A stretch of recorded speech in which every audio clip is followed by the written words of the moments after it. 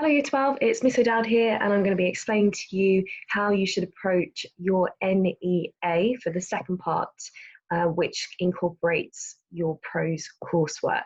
I'm going to be recapping some of the features that you've already looked at when you have seen the previous videos.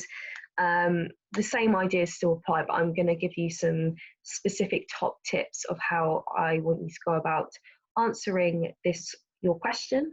And how to go about it in the first instance. So a few things to recap then, just like you've done with your poetry, it's 1,200 to 1,500 words, which doesn't include quotations from your text or from critics or your bibliography as well. It seems actually a very small piece of writing when you get down into it, and when you realise that you want to represent quite a few views, the words kind of just disappear. So it's all about being very concise and communicating very quickly and very directly exactly what you're trying to do, and most importantly, as it always comes back to in English, answering the question. I've already seen the ways that Mr. Fitzgerald has explained how you should go about selecting your quotation. So you want to pick something that is going to spark debate, spark your own feelings of curiosity, and paraphrase it into your own sentence. What you're being examined on, if we come back to those assessment objectives, AO5 is really important. It's the assessment objective that underpins everything, and it is all about your voice coming through and having that element of debate, being aware of the different interpretations out there. So AO5 kind of forms the building blocks, the kind of base of all the other assessment objectives, because if you have that debate in the first instance, then you're going to be able to explore that through the languages and the structure. You're going to be able to explore that through your literary terminology, etc., etc. It's really important that when you are selecting a quotation from the anthology, that you define the key words. There's no point explaining that you're going to talk about independent minds taken by Burton's in that first bit of the anthology, but not ever explaining what is meant by an independent mind in your opinion. You know, it is not something that you type into Google and say, well, define independent mind. It's an abstract concept that you need to define for your own understanding, for your reader's understanding, and ultimately how that is going to coincide with the discussion of your text. Another thing I'd just like to echo is the fact that you want to pick a quotation that there isn't a straightforward yes or no answer to it. You want there to be kind of moments where there does feel like a grey area, because then it really forces you to come down and think about exactly what your argument is and why you're arguing it.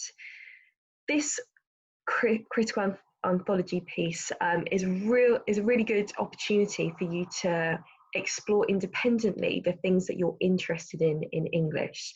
So it's really important that you have a text that you want to spend time looking at. I made a very bad mistake when I was at university, picking texts that I didn't really like. I thought they were interesting, and I thought they were baffling, but actually I got myself in lots of knots because I just didn't want to spend the time doing it. So don't learn from my mistakes, basically. For the purposes of this video, I am going to do a little bit of work through the Marxist section and the Marxist way of reading. Sorry, let's just set this up. Because I've seen that the feminism one is already featured. So yeah, here are your guide of top tips that you might want to use. To begin with then, I just want to summarise what, in a very, very basic way, Marxism and the ways of reading. So this is applying to section 2 of the critical anthology. And I think that AQ have done a really good job in that introduction of explaining very basically what Marxism is all about. Okay, so I've got a key quotation here. Marxist critics tend to believe that literature is a product on the writer's own class and cultural values, and that literary texts are themselves products of a particular ideology. Now, the ideology that we're dealing with for Marxism is all based on powerful people and forms of oppression. And the form of oppression is coming through in terms of the capitalist structure of society. Now, Marxism and his kind of close confidant Engels developed this response and this critical theory due to the inequalities which were emerging in society, and basically attacked the capitalist system as being a way to keep the rich richer and the poor poorer, but in a very kind of nuanced way. The ruling classes, or the hegemonic forces, we may also refer to them as, had a way of keeping their knowledge and sort of their ways of creating the society secret to what is known as the proletariat, the working classes.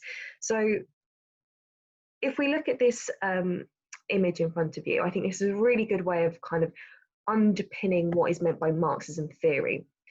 So you have this idea that the infrastructure of society, the very base of society, is centered on capitalist ways of dealing in society and capitalist ways of thinking, all about the means of production. And what I mean by the means of production is the facilities and the resources in which people produce goods.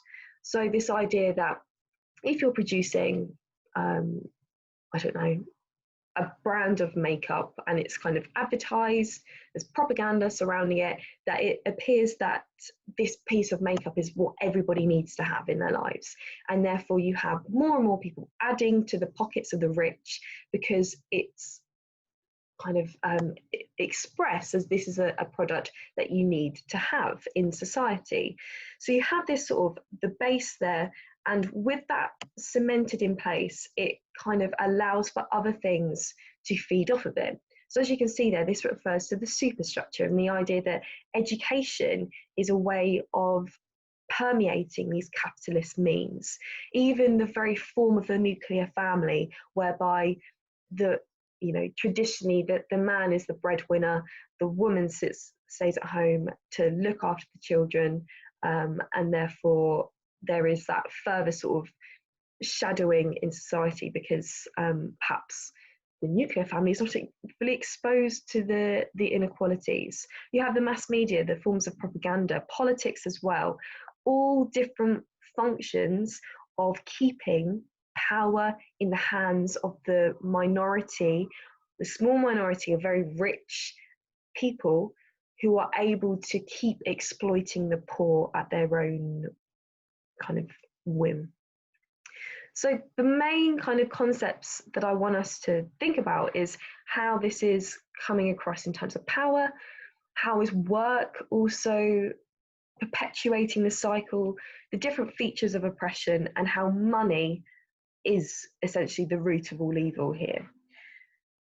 Ideology then, the capitalist ideology, the Marxist ideology is the belief that the bourgeoisie, the ruling classes, the hegemonic forces are the ones who are perpetuating this cycle of exploitation. And there is this sense of determinism, this idea that, you can't escape from the holds of this society and this thinking.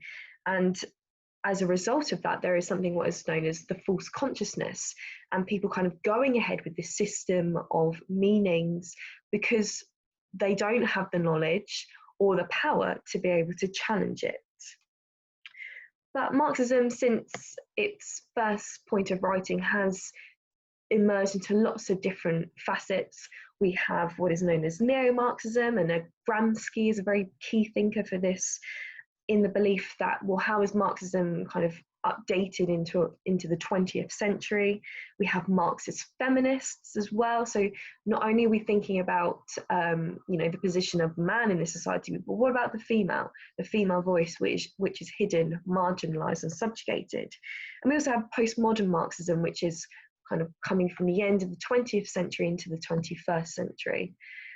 I think once you kind of have that basic understanding, it is easier to explore what is meant through this critical anthology and really thinking about the role of the author. You know, is the author actually perpetuating these views? Are they transmitting this bourgeoisie ideology, the false consciousness through their text, or are they actually challenging this? Remember, Marxism is something that you can definitely weave in all of our other texts that you have studied on this side of the course. I'm going to go through some key quotations that I've picked out and what I would then do with them. So as you're reading your anthology and you're going through, making notes, highlighting bits and pieces, I would say really make sure that when something pops out at you and you think that's really interesting and you highlight it, don't leave it there. Make sure you're either drawing little images, as I tend to do, or, you know, making sure you're making notes around that quotation, because otherwise you'll come back to it, you're not in that same space of thought, and therefore you can't perhaps remember why it was important to you at the time. So really think about this as an ongoing editing process. My top tip for you to begin with then is to select quotations from the anthology that might spark curiosity and debate. And once you have found that particular quotation, you need to ask yourself some critical questions surrounding that, so your critical voice is coming out. In the first piece of literature from, 2.1, The Politics of Class Marxism, something said by Marxism here, really kind of famous quotation from him here. It is not the consciousness of men that determines their existence, but their consciousness that but their social existence that determines their consciousness. What do we mean by that? Well, this quotation is arguing that really man is not control of their own thought. Thoughts and conscious thinking has been conditioned by the forces of power. You need to be thinking about whether you agree with this in light of the text that you're studying. I'm going to apply this to the Kite Runner just because this is a text that we are all familiar with and have that understanding of. Obviously, you wouldn't be able to do your coursework on this, but if we think about whether Hosseini explores Amir as a character who is not in control of his own thought, we could actually argue the case for that. We see the way that Amir is enslaved by the social inequalities, and he also perpetuates those in his treatment of Hassan, in the way that he speaks to Ali. But arguably, he becomes free from that by the end of the text, when he is able to make his own decisions, when he is able to find that redemption. But is that a redemption for his own selfish reasons? You know, that's another thing to explore, but you can also be talking about, you know, the role of the Taliban within the text as well, the role of the monarchy that we see right from the offset, and how characters all communicate within this idea that Marx is suggesting. If I think about the quotation here in itself, a few questions that just came to mind as soon as I thought about it. Are we born enslaved? Therefore, are characters in your text enslaved by a certain thinking? Or do they break free from that? And if they did break free from that, how easy was it for them to maneuver away from that way of thinking? Do you think that the text that you're reading communicates this ideology about social existence and consciousness, and therefore perpetuates the false consciousness? And what is our understanding of the role of the author there? Do you think identity is only formed through interactions with social forces, and is that the case in your text? I want you to begin coming up with loads of different questions, begin brainstorming. What do you mean by consciousness? What do you mean by social existence? Define these words for yourself, define them in terms of your text, and begin having these questions, broadly speaking, before you're able to make it more narrow to your text. I have another quotation here by P. Barry, Beginning Theory. Authors are constantly formed by their social context in ways which they themselves would usually not admit. Some questions that came to mind here. Do you think that your author is reinforcing hegemonic ideologies or challenging them? If so, how? If not, why not, or how are they not doing that? How is it reflected in the characters that have been created in the text? And actually, what do the overriding themes of the text tell us about the social context and the prioritization of content? If I think about my reading recently of, well, I've become a great Rooney fan, so Normal People and Conversations with Friends, whilst they are, it's a very raw love story, what about, what can we learn about the Rooney's comment on the economic themes within the text? What about, the social inequalities that are definitely overriding this text? What is, by Rooney bringing those to light, what could her own intentions be?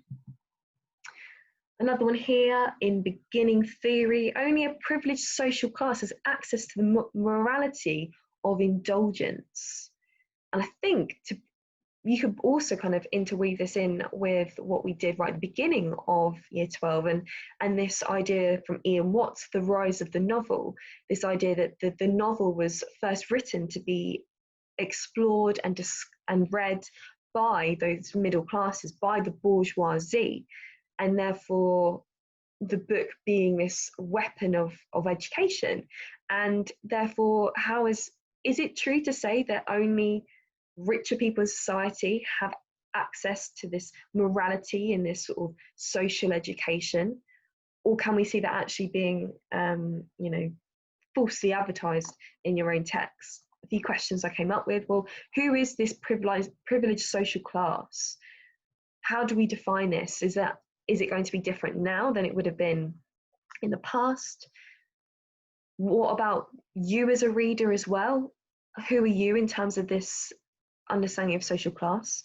How does the reader's own biases influence their own understanding of a text?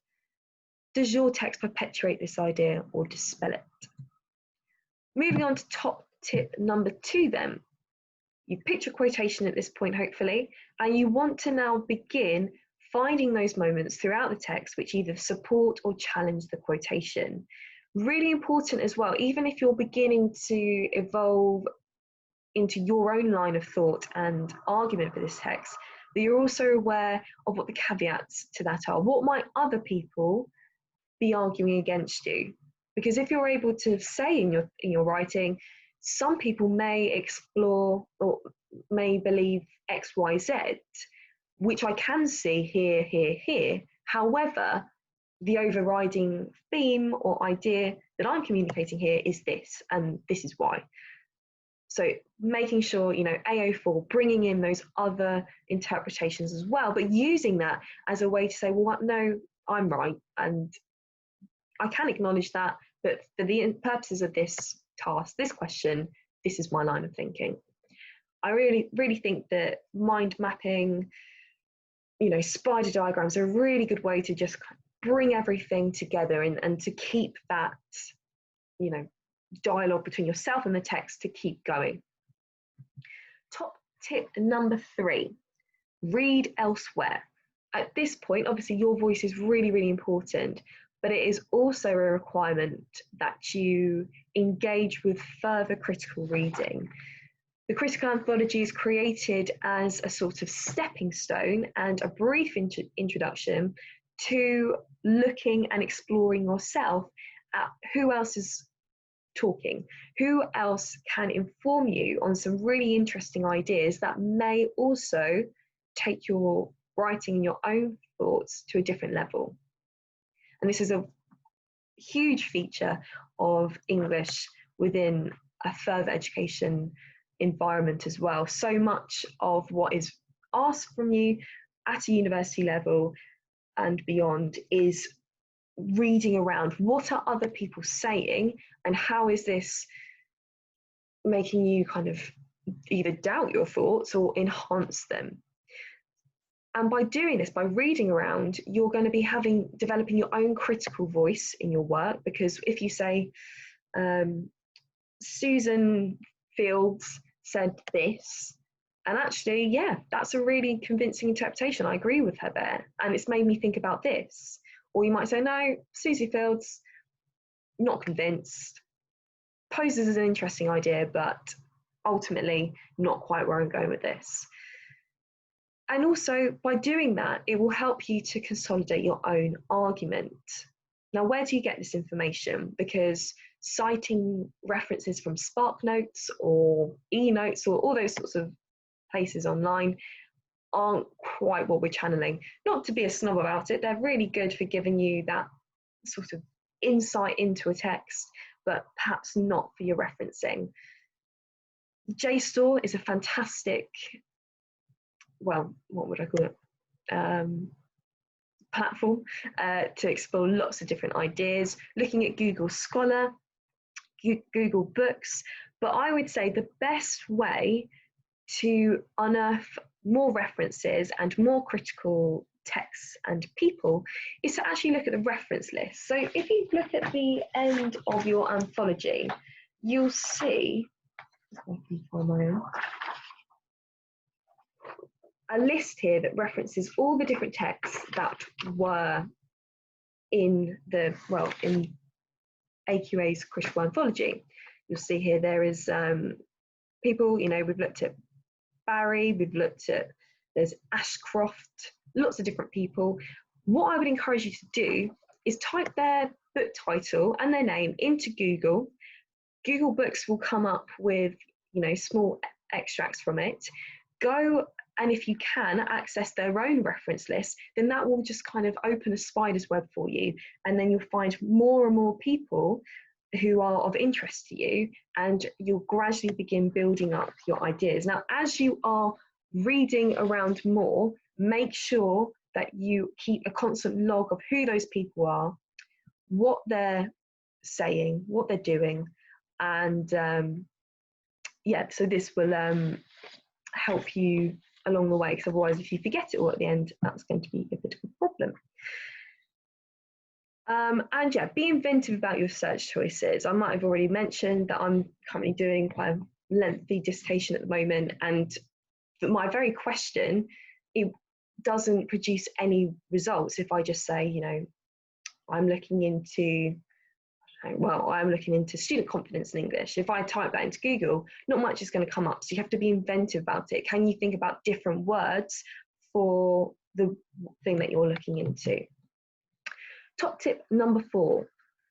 I always go on about this, but when you're at the point that you're able to summarize really concisely your argument into one sentence, you're there. And another way to challenge this is to explain your idea to someone in your house, a friend, what your idea is, what your argument is, because if you are struggling to put it into words, or it's not quite making sense to the person that you're speaking to, then you probably need to spend more time making it clearer in your own mind. And top tip number 5, keep an ongoing journal, because the whole point of English and essay writing is that it's not sort of, you write your first draft and that's the end of it. It's a constant reforming process, a constant editing process. So new things are going to come to mind when you spend longer on it and you're reading more people. So just keep this journal going, reread parts of your text, keep it going, because you'll be surprised at what new insights you'll uncover. I'm going to leave it there because hopefully there should be enough here to whet your appetite and to give you that kind of go ahead with your prose now. I will also produce another video looking a little bit more into the idea of the canon, because I know some of you want to explore that as opposed to Marxism ideology. And there is a previous video by Miss Fitzgerald looking into the feminist perspective as well. But amongst all of that, the most important thing is to answer your question.